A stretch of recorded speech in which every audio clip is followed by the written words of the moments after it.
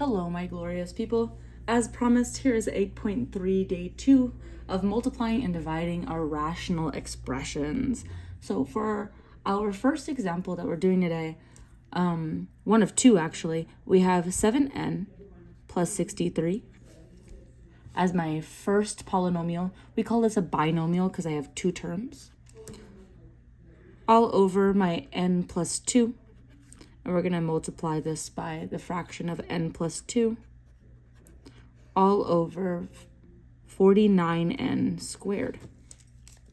So as we look at this question, we have to ask ourselves, is there division between my two fractions? No, there isn't. We have multiplication, so we can move along to our GCF. Our GCF here, or our factoring. We have to ask ourselves what factoring is happening here. And for our first fraction, I'm going to put a heart here because here I have my GCF. How did I know that this was GCF?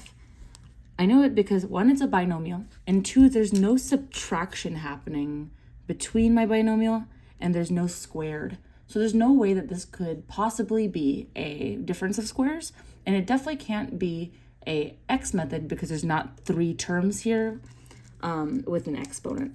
So here I know I'm going to be looking for a GCF. What's my smallest coefficient? My smallest coefficient here is 7. So 7 is definitely going to divide the 63 as well. So my GCF is 7. And I'm going to leave that as my outside with my leftovers here being n plus 63 divided by 7 gives me 9. And the bottom of my fraction here is already as factored as it can get. So we're just going to rewrite that n plus 2. I hope these shadows are not horrible. I really can't do much about it right now. Oh, or maybe I can. Let me see if I have another light.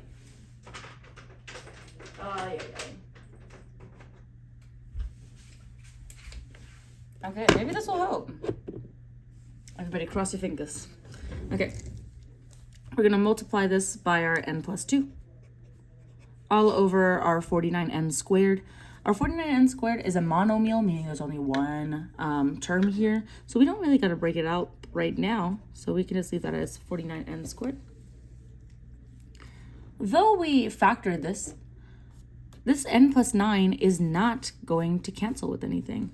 We could rewrite this as one fraction if you'd like, but I'm just going to start canceling now since I know that multiplication makes this all one fraction anyway. So I see my n plus 2 and my n plus 2 can cancel.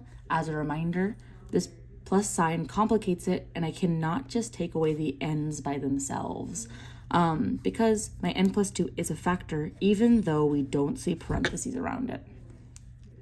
So now I have my 7 parentheses n plus 9 all over my 49n squared. Is this as factored as it can get? I don't think it is as factored as it can get because I know 49 is what times what? It's 7 times 7, which means my 7's here, because it's multiplying and there is no addition after my 7, my 7's can cancel. Leaving behind, this 49 is not gone because it was 7 times 7. Leaving behind just this last 7.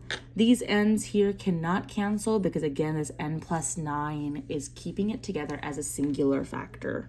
So my answer is n plus 9 all over the 7 that's left over, n squared. And that is as simplified as it can get. We got to look at all of our denominators to find our excluded values. My denominator once had n plus 2 in it, and right now I had that n squared in it. Remember that when I see a plus sign, I take my denominator, my n plus 2, and it cannot equal my 0. I know for a fact I will get n is not equal to negative 2. I subtract 2 on both sides. That's how I get my n is not equal to negative 2. To do that quickly in your head, though, you can just take that plus 2 and take the opposite. Here I have my n, and it's by itself. I am not thinking about this 49 because it is multiplying my 49. meaning that they are two separate factors. They are multiplying. So this n, is there any addition and subtraction? No, there is not. We know that n cannot equal 0 in that case then. So n cannot equal -2 and n cannot equal 0. Okay. To recap, you guys, and maybe take a pause here to really breathe this in. To recap here, the first thing we had to check was, is it multiplication or is it division? If it's division, we have to do something else. If it's multiplication, it is ready for us to start factoring right away. Here I saw that we had a GCF because it's a binomial. N plus 2 is a factor by itself. If you want, you could put parentheses around it just to make yourself happy and understand that that is ready for us to work with. And then we started canceling as we factored. Okay. I'm going to do one more example with you guys. My last example is n squared plus 5n minus 6 all over 4n plus 32. This is divided by the fraction of n squared plus 4n minus 12 divided by our n minus 2. Okay. If you guys could pause here and talk to your partners about which things need to be factored and whether this is division or multiplication, it's going to be very important. I'm assuming you've paused. If not, this is kind of embarrassing, but it's fine. My division turns into what? My keep, change, flip. Not my KFC, my KCF. So my division turns into multiplication here. I keep my fraction, my first fraction the same. I rewrite it exactly how it is. I change my sign from division to multiplication, and I am going to flip the second fraction. Just rewriting it as the flip. Okay, I'm going to give you guys a second to catch up with me. I know I can tend to write fast and I talk really fast. Okay, once again, division, keep the first fraction, multiply, flip the second fraction. Okay, I really hope this is close enough. Okay, so now that we're there, remember these are equivalent. Oh, I forgot that from my last example as well. They're equivalent. So this next part is also going to be equivalent. Now we have to figure out what we're factoring. Take a moment, talk to your partners. Which of these are all factoring questions? I'll tell you there are 3, so please look for all 3. We have our n squared plus 5n minus 6. Is that GCF, difference of squares, or X method? I have 1, 2, 3 terms. We have X method. On the bottom of this fraction, I have another factoring moment. I have 2 terms, there's no subtraction, and nothing that I can square root over here. This is a GCF question. My n minus 2 is ready to go.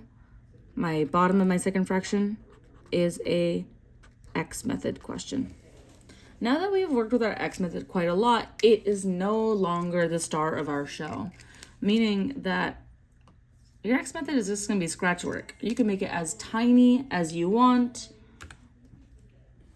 You can make it as tiny as you want, as long as you get the correct numbers. So here, I'm actually going to zoom in.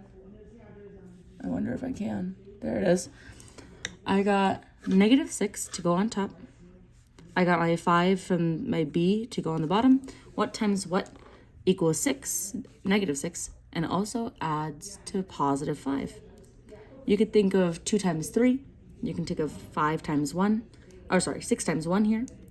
So 2 times 3 would give me 5, but if I made any of those numbers negative, I would not get 5 anymore. And if I made them both negative, I would not get a negative 6 when I multiply. So we're actually going to use 6 times 1, and we're going to make our 1 negative. So when I rewrite this polynomial, this trinomial here, I'm going to rewrite it as n plus 6 and n minus 1. And this is all over.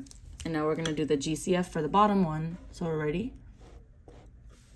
And when I do the GCF, I ask myself, does 4, my smallest coefficient, divide by 32? Yes, it does. This is 4 parentheses n plus 8.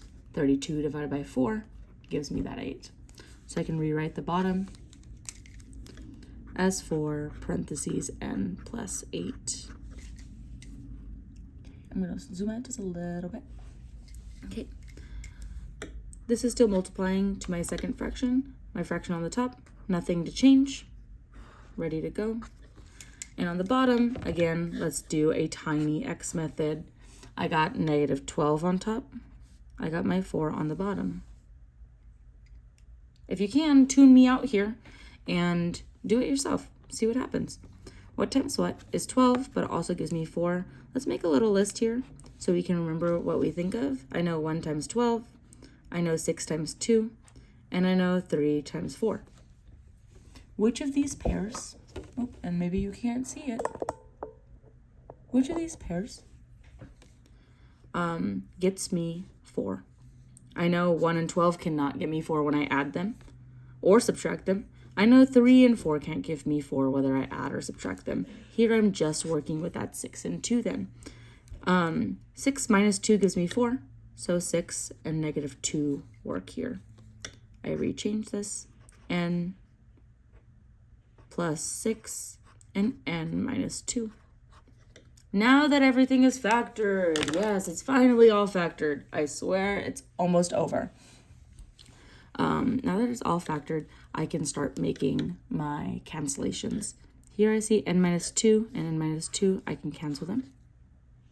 Here I see my n plus 6 and another n plus 6 on the bottom. Remember, they have to be on the top and one on the bottom. Does anything else cancel?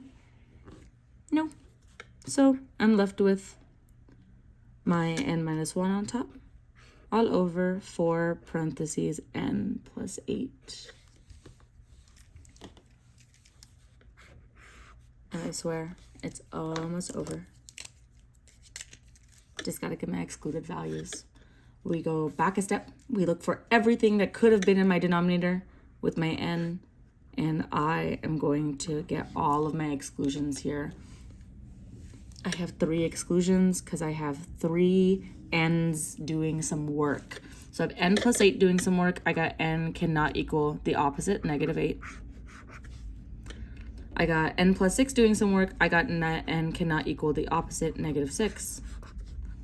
And n cannot equal the opposite, positive 2 for my n minus 2. We are done. We are done. We are done. You know me and my bonuses.